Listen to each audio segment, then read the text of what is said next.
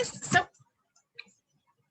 today I am wearing pink and we are going to talk about something that's on my mind.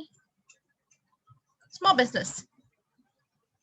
Technically, by having my channel on, I have one. By painting and posting to a forum like Fine Arts America, I have one. So why I need a business license? Technically, no. And I don't have one. Currently, I'm also generating no income and have no actual business plan.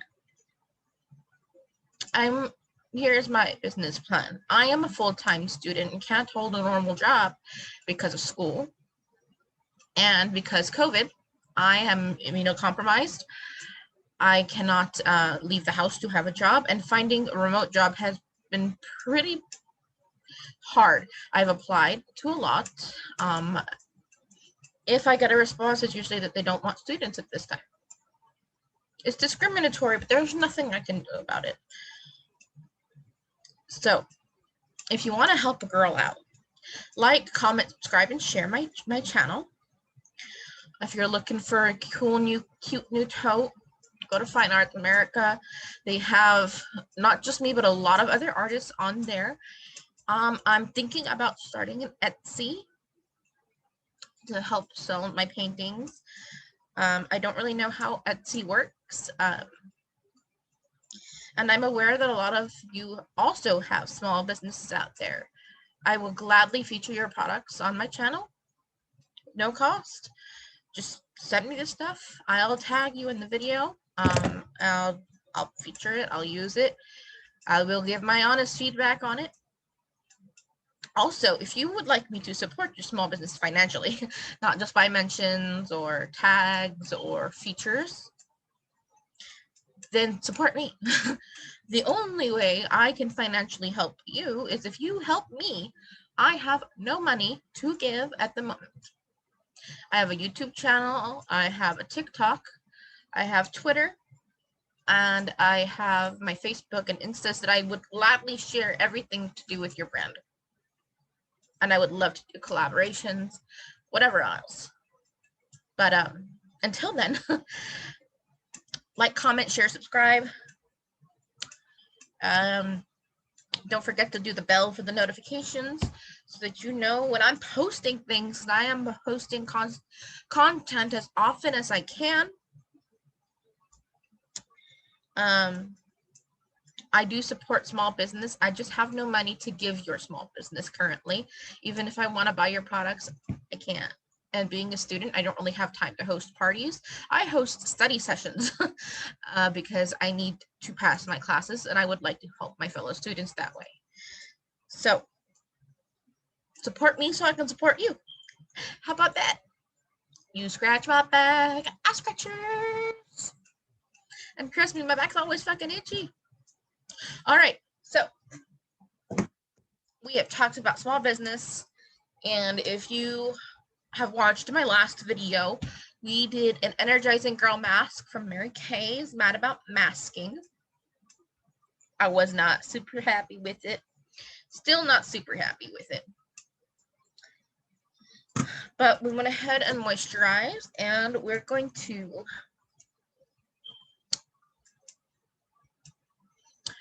talk about PTSD today. So give me just one moment while I get things set up.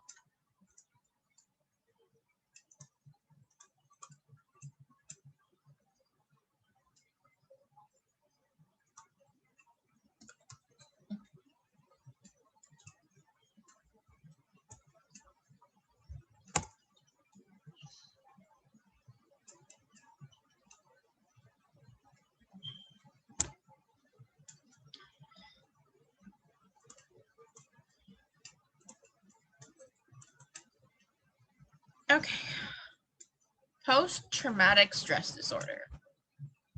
I've gone ahead and gone to Google to kind of help me out with this because I have a form of it, as do a lot of people. Here's the thing. It don't care who you are. it happens. It just happens. So post-traumatic stress disorder is commonly called PTSD for short. It's anxiety and flashbacks of a triggered by a traumatic event.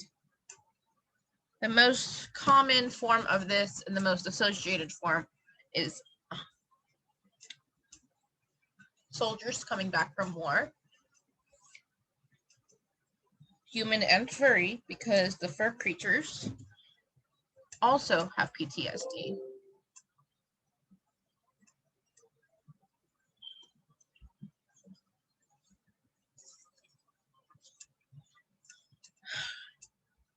So, it is a disorder in which a person has difficulty recovering after experiencing or witnessing a terrifying event.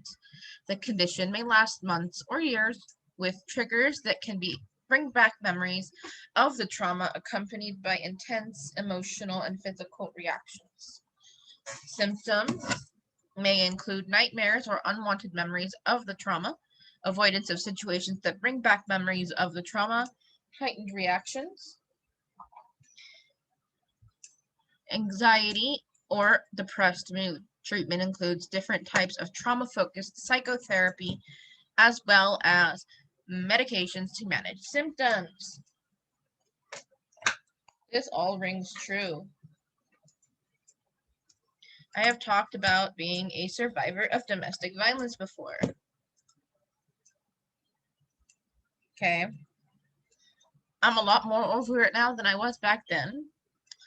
But the first and original incident happened back in 2006. February 26th of 2006. Also, side note, it's not as simple as, oh, don't dwell on the past. Because your subconscious is a crazy, crazy bitch, and you have no control over when those memories pop back up. So let me give you an example. That ex of mine beat me, bit me, called me names, pissed on me, threw up on me, literally called me the devil, called me Cheryl, his ex-fiancée before me. And he called me his dead uncle. Don't remember the guy's name anymore, but the guy died in Vietnam. And his dad watched his brother die. They were over there together.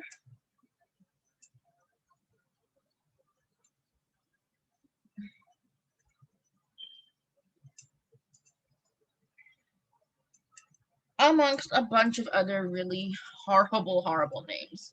I swear, like a sailor, so for me to say that they're horrible, woo, baby. They touched a couple of nerves, to say the least. What does this mean as far as PTSD goes? So I have a form of PTSD known as battered women syndrome. It makes me apologize for shit too much. It also makes it harder for me to trust people, especially of the male gender.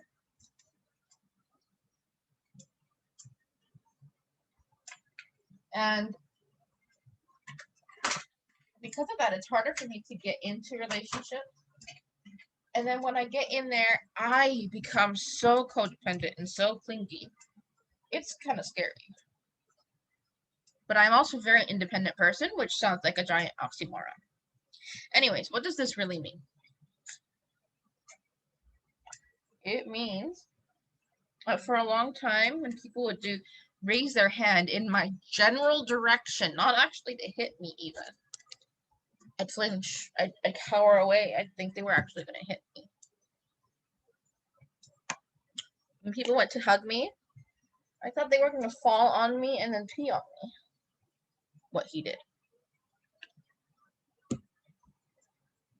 Yes. Does it makes no logical sense that, like, my mother would hit me or piss on me. But I even reacted to my mother. Why? Because that's what PTSD does. Even hickeys kind of made me kind of for a while. Because that biting and sucking motion is what happened all across my chest.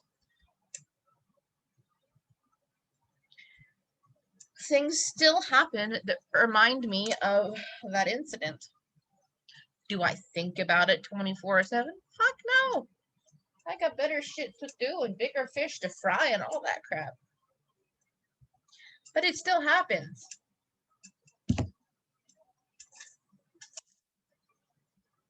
So, and it's going to happen for the rest of my goddamn life. Yes, I take medications.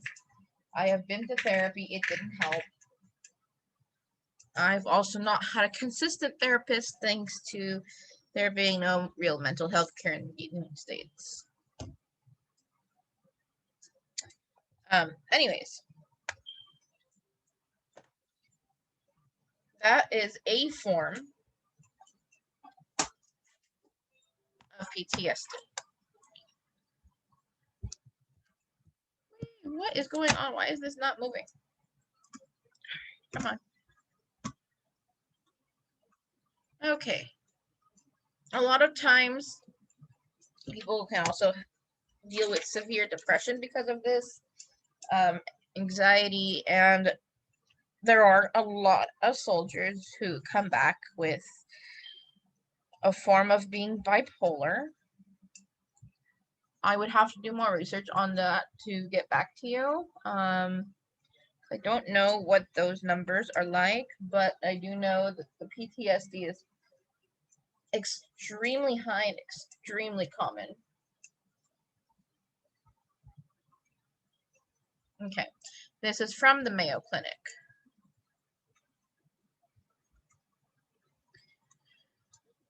So, well, that's special. There we go. What are some of the symptoms?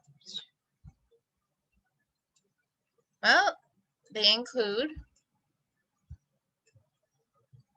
nightmares, unwanted memories of the trauma, avoidance of situations to bring back those memories, heightened reactions, anxiety, and depression. So, again, if you are a battered person, it may be avoiding physical contact, avoiding dating someone with that name, avoiding going to places that you had even happy memories with that person. Because sadly, people's brains work in funny ways, and a lot of times the negative ones stick out more and more long term than the happy ones. Because we have trauma-based memory. I was depressed for a while. I didn't want to eat or sleep.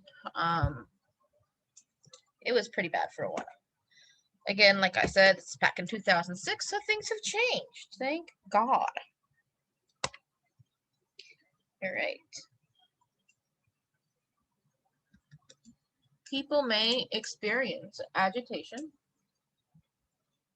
I was certainly agitated. Irritability, hostility, hypervigilance, self-destructive behavior, or social isolation. So I'm not a person to socially isolate. This is part of why quarantine has been so fucking hard on me mentally. When I got abused, that time in particular, I went to school, I went to work. I know I went through the motions physically. I told some people what happened, but I didn't want him to go to jail because I was so in love with him and I just didn't want to hurt him, even though he had left huge permanent marks on me. The physical marks are not permanent. The mental and emotional ones are. So, I didn't socially isolate per se, but I isolated from my own emotions. So I did an emotional isolation because I didn't want to feel what I knew I had to deal with. You can also have flashbacks, fear, severe anxiety, mistrust, loss of interest or pleasure in activities, guilt, loneliness, insomnia, nightmares, also emotional detachment and unwanted thoughts. I blamed myself for the incident for a long time. None of it was my fault. And if you try to post something negative and say that I was a weak bitch, I will block and report you. And I will delete the comment. This is not the place for people who victim blame.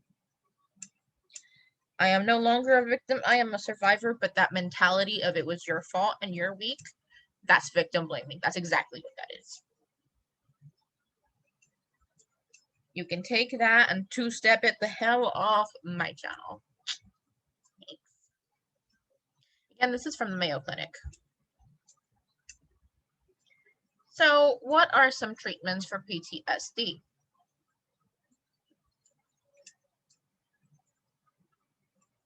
Treatments consist of medications and psychotherapy,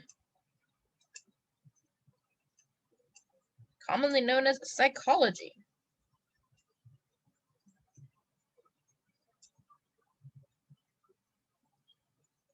Or seeing a shrink.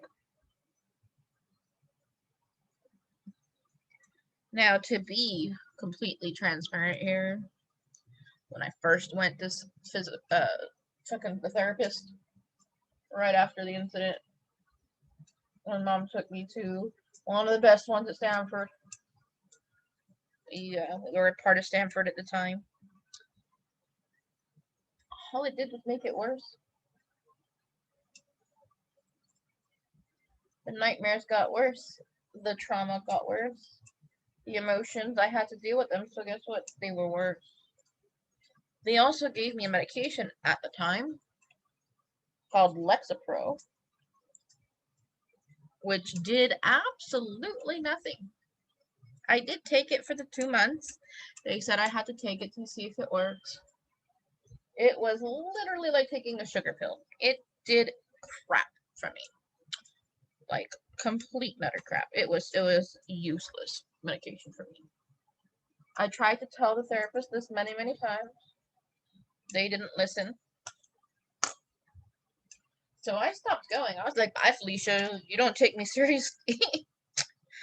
And this is serious to me. You're not listening to me and my concerns that this medication's not doing crap for me. Nor are you listening to me when I say I can't talk about that right now. Because your answer is, well, you have to. Not a good therapist. I don't remember her name, but she was not the best for me. That being said, therapy helps a lot of people, and I do hope to find a therapist one day so I can actually talk to a professional about this who will give 2 craps about me and my emotions.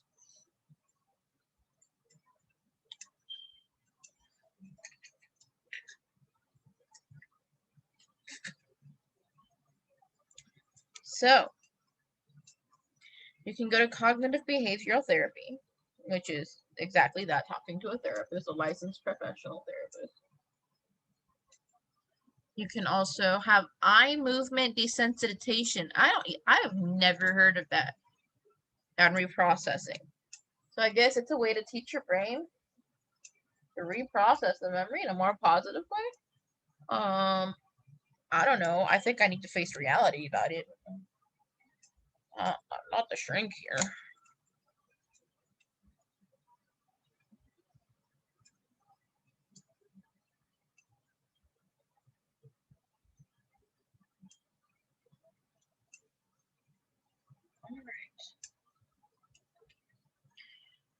So what are SSRIs? I don't even know. An SSRI eases symptoms of depressed mood and anxiety.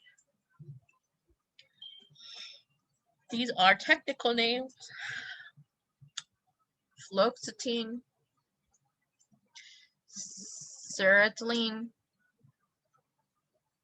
paroxetine.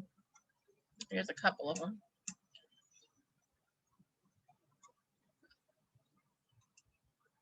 So who do you go see? This is not a Ghostbuster situation, sadly. You go to see a clinical psychologist. They treat mental disorders, primarily with talk therapy. This is what would commonly be known as a shrink. It's often depicted in cartoons and older shows as, you lay on a couch. How did that make you feel? That's the stereotype. It's not exactly that anymore. But you just talk about feelings and facts and ways to process things. A psychiatrist treats mental disorders with medication. They're the ones who give you your happy pills.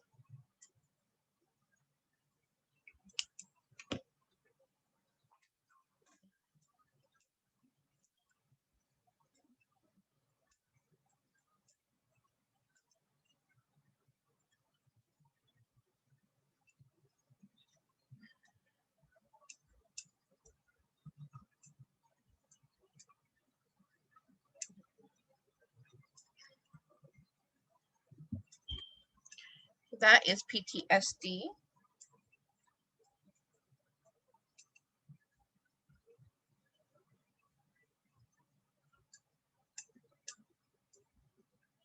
In a nutshell.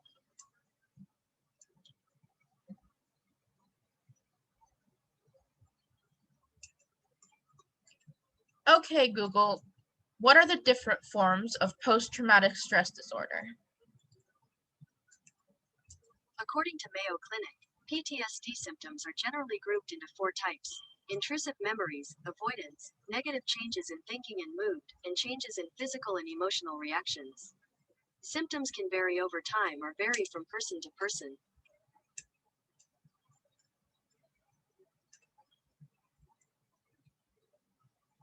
Okay.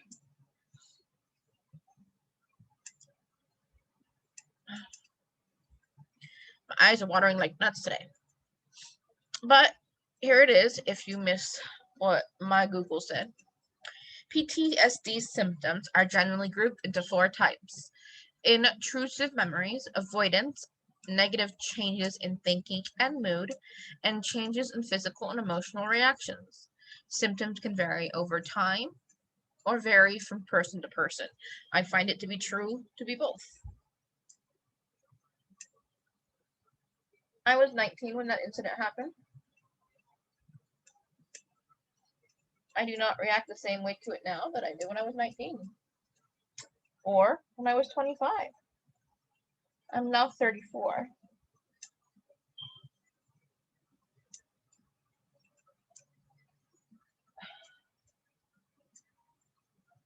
Does that mean I forget? But it does make it easier to talk about it over time without all the emotions running like crazy.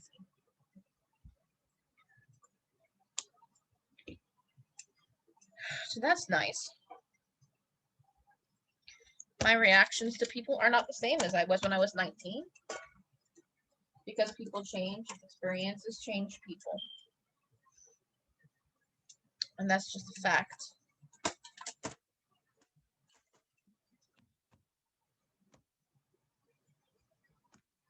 On a side note, though, I have just not dated a guy named Michael since that situation happened.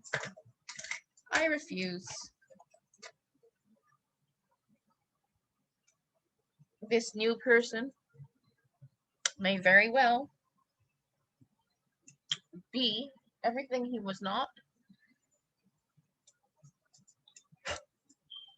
and possibly be the best person to walk into my life.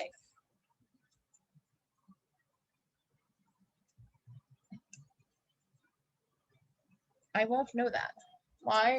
So it's very hard for me to give him a chance after A. Michael hurt me so badly.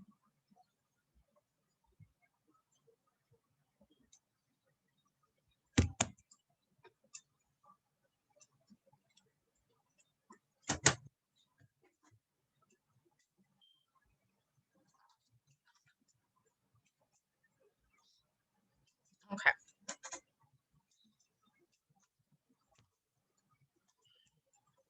Let's see.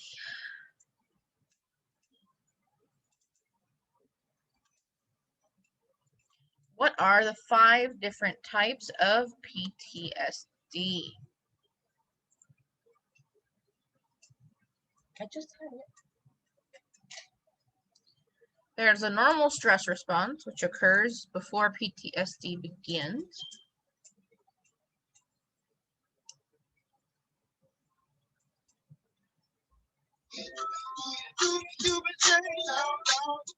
Oh, hold on a second, guys.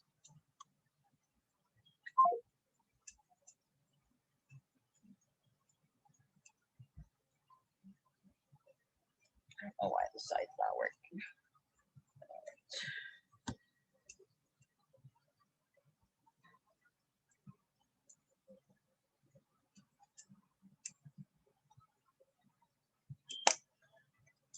Acute stress disorder, while not the same as PTSD, can occur in people who have exposed to what is or feels like a life-threatening event. There is uncomplicated PTSD, complex PTSD, and comorbid PTSD. Well, let's find out more.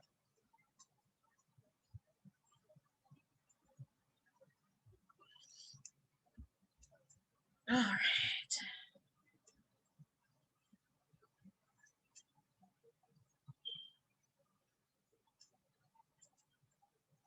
Okay, uncomplicated. Uncomplicated PTSD is linked to one major traumatic event.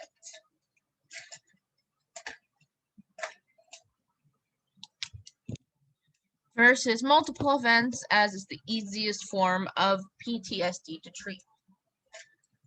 So I guess this is easy because it's uncomplicated, like most things that are not complicated. They are easier to treat and deal with. But life's complicated, so let's keep reading. Symptoms of uncomplicated PTSD include avoidance of trauma reminders, nightmares, flashbacks of the event, irritability, mood changes, changes in relationships.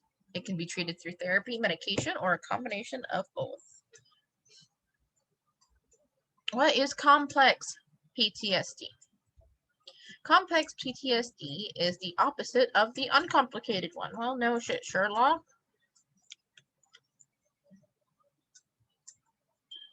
There's usually multiple events, not just one. We could have figured that part out for ourselves.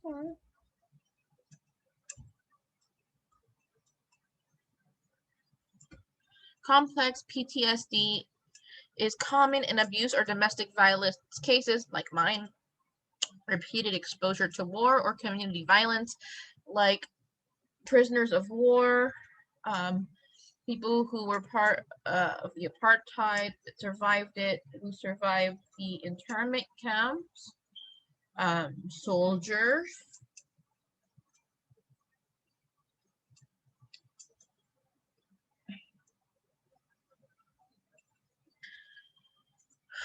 or a sudden loss.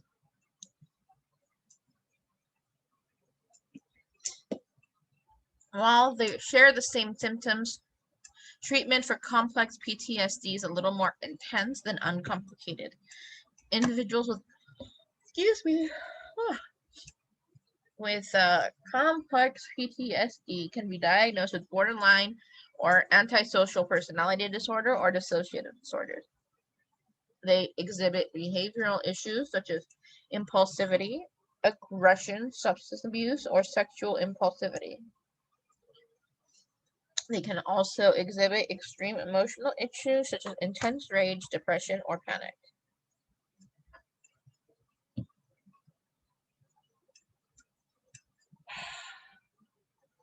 Sorry guys, my allergies are driving me nuts today.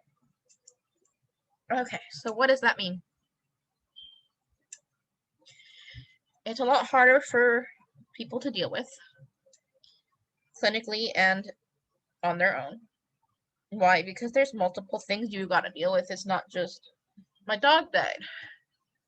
Not that your dog dying isn't a sad situation, but it's a lot easier to deal with the death of a dog versus having the whole kennel burned down.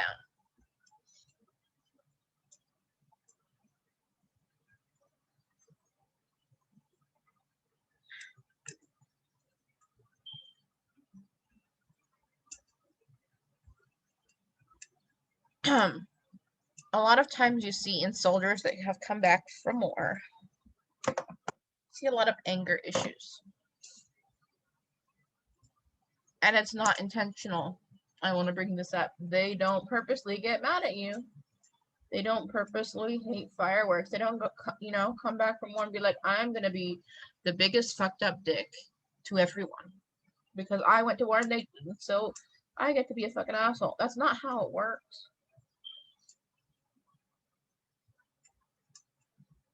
Something in their subconscious has altered their conscious. War does that to people. Does it fuck everybody up? No. Does it fuck most up? Yes. A lot of times they don't know how to deal with it, and or the VA isn't treating them because we have horrible treatment of our soldiers when they come back from war here in the United States. It often takes years upon years,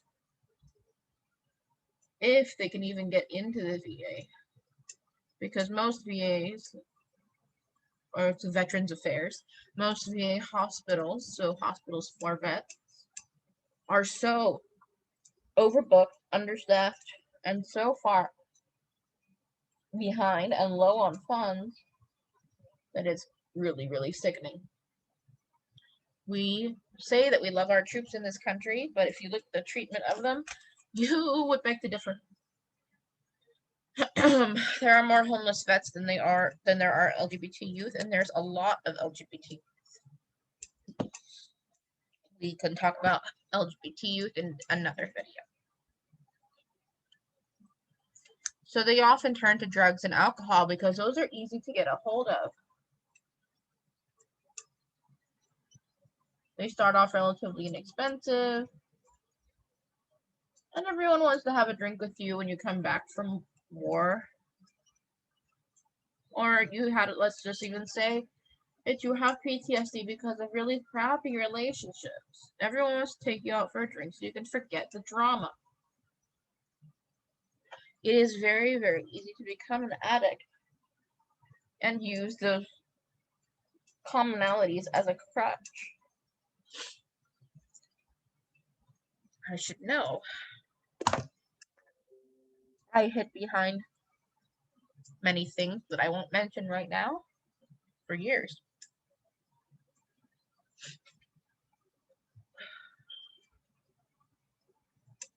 And I do mean years.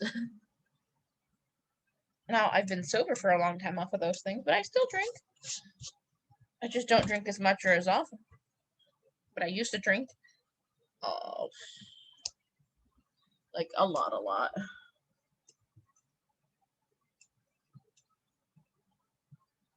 I used to drink 14 plus drinks a night, and these are mixed beverages. Anything from Long Island iced teas to Adios Motherfuckers, whatever. I used to drink a lot of tequila sunrise, mojitos, I mean, you name it. As long as it wasn't spicy, because I still had that allergy pretty much my whole life, I drink it.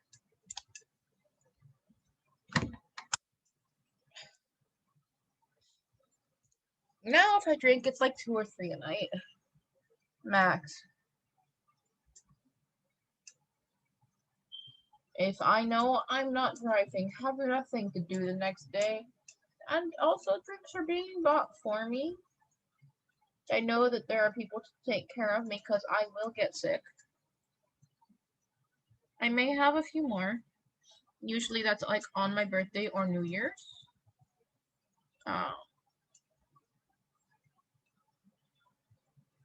But not on a normal occasion. Last night I had 2 sparkling seltzers.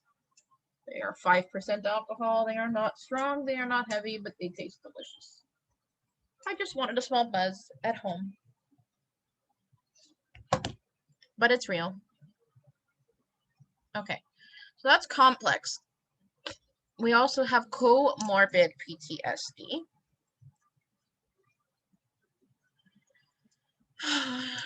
I already am not happy that this one exists just by the title. Anything to do with being morbid is dealing with death.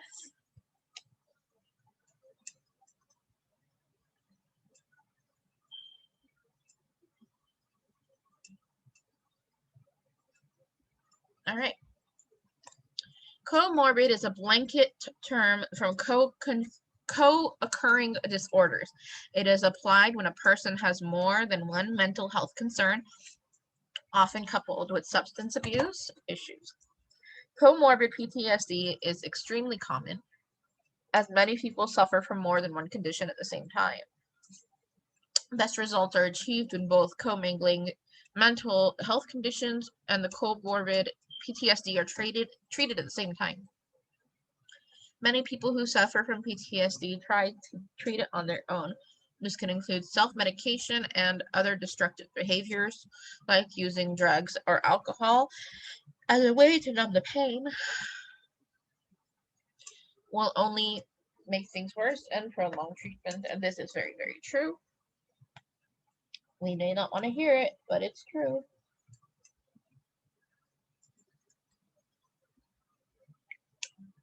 You can't avoid treatment forever.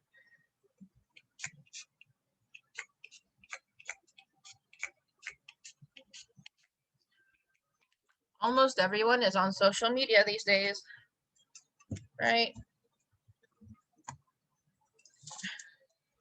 So there's lots of groups on Facebook. I'm sure there's a community or 50,000 or so on Instagram. There's also communities on Twitter, TikTok, Snapchat, LinkedIn, and other social media, including platforms like Twitch, that help people with dealing with similar issues. So if you're on social media,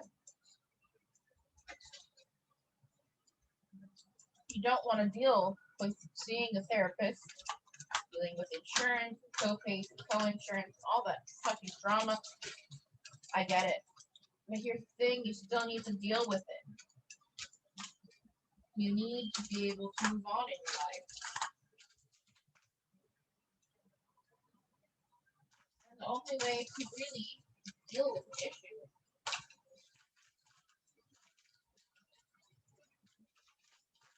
is to talk about it. So you don't want to go to a therapist. I truly cannot force you to do so. I can recommend it. The other option I would highly recommend is to find a support group that is people like you dealing with similar issues and see how they deal with it.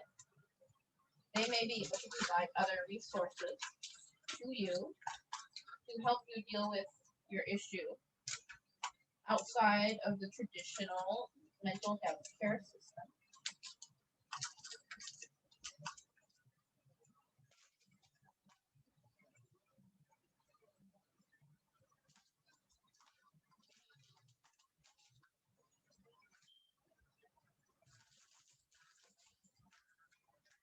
And that may be what works for you. You may be more into the holistic route. Do you, boo?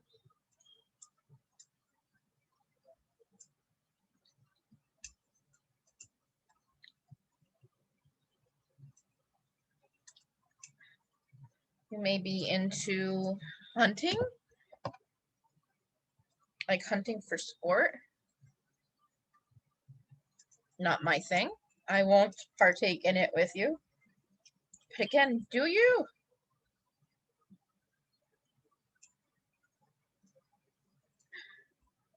I write.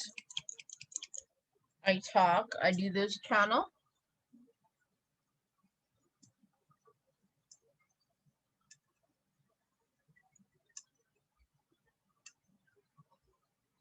In hopes of letting people know that they are not alone. And there are plenty of resources out there.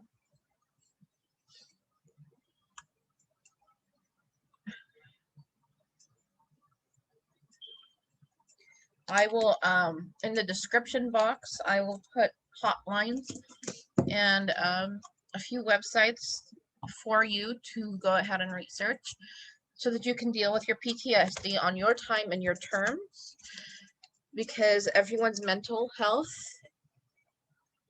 has to be dealt with on their time and their terms. It has to be dealt with. Simple as that. You have to deal with it. It won't go away because you pop the pill. It won't go away because you moved states or got married and had kids. It won't go away because you want it to. You cannot wish mental health problems away. You cannot wish those memories into the back of your mind. You cannot pray away the pain. You can change your life. You can uplift yourself. You can help others. All of those things, and they do help, but they do not fix the problem. Also know that you're not broken and you don't need to be fixed. But in order to live the life that you want to live to your best ability, you need to deal with the things that hurt. Whether it's physical pain, mental, emotional, whatever is ailing you, there's help out there. Anyways, this is today's look. I have lecture from 3 to 6. So I'm going to be processing this video and my masking video from earlier. Follow me on my Facebook and Instagrams for pictures, mainly my Facebook, honestly. Go to Fine Art America to support me as far as my photography and painting goes. I will be posting next week another batch of my writings. They are not available for sale yet. However, if you're looking for a custom writing piece, I do it for super cheap. Again, I'm a starving student, man. I don't look starving, but I am for money. So I hope you enjoyed today's PTSD little talk and information. If you need to talk, my contact info is always in my bio. Send me an email, DM me, whatever. I'm always here for you guys. If I don't answer, I'm asleep or in lecture.